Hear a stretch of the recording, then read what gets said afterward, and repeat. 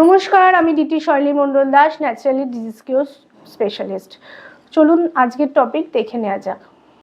আজকে কথা বলবো ডায়েট ও ফাস্টিং থেরাপি নিয়ে। ডায়েট ও ফাস্টিং থেরাপি শরীরের ভিতর থেকে সুস্থ করার প্রাকৃতিক বিজ্ঞান।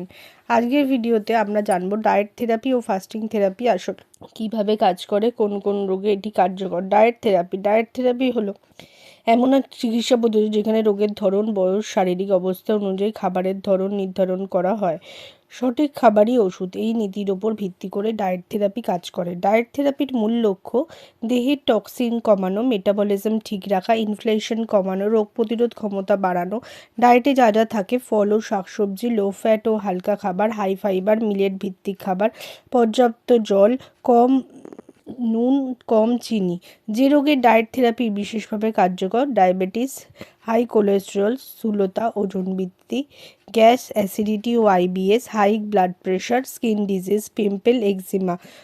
ফাস্টিং মানে সম্পূর্ণ না খেয়ে থাকা নয়, এমন একটি বৈজ্ঞানিক পদ্ধতি যেখানে নির্দিষ্ট সময়ের জন্য দেহকে বিশ্রাম দেওয়া হয়। ফাস্টিং শরীরে অটোমেটিক ডিটক্স, ফ্যাট বার্নিং ও রিপেয়ার মেকানিজম চালু করে। ফাস্টিংয়ের ধরন: ইন্টারমিডিয়েট ফাস্টিং 16 থেকে 8 ঘন্টা বা 14 থেকে 10 ঘন্টা, ফল fasting, juice fasting, water fasting বিশেষজ্ঞের পরামর্শে। মোনো ডায়েট ফাস্টিং, একদিন এক ধরনের খাবার। ফাস্টিংয়ের উপকারিতা: হজম শক্তি উন্নতি, ফ্যাট বার্নিং বৃদ্ধি, ইনসুলিন সেন্সিটিভিটি বৃদ্ধি, শরীরে টক্সিন বের করে, স্কিন গ্লো ও এনার্জি বাড়ায়, ইনফ্ল্যামেশন কমায়। কারা কারা করবেন না: গর্ভবতী ও স্তন্যদানকারী নারী, খুব কম ওজনের ব্যক্তি, ডায়াবেটিস রোগী। ওষুধ থাকলে অবশ্যই চিকিৎসকের পরামর্শ নিতে হবে। গ্যাস্ট্রিক আলসার, কিডনি বা লিভারে গুরুতর সমস্যা।